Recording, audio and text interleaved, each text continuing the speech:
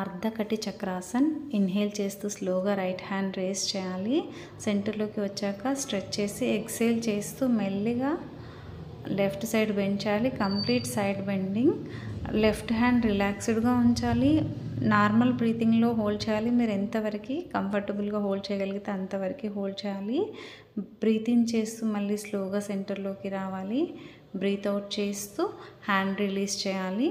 Same అలాగే left side కూడా చేస్తాము. ఇన్హేల్ చేస్తూ స్లోగా లెఫ్ట్ హ్యాండ్ రేస్ చేయాలి. ఎక్సేల్ చేస్తూ మెల్లిగా రైట్ సైడ్ బెండ్ చేయాలి. ఇది సైడ్స్ స్ట్రెచ్ చేస్తుంది కాబట్టి నడుము దగ్గర ఉండే ఫ్యాట్ని బర్న్ చేస్తుంది.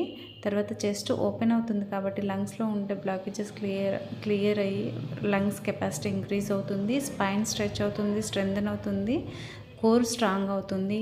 ఫ్లాట్ ఫుట్ ఉన్న వాళ్ళకి చాలా బాగా హెల్ప్ చేస్తుంది. Inhale come to centre. Exhale చేస్తూ హ్యాండ్ రిలీజ్ చేసి రిలాక్స్.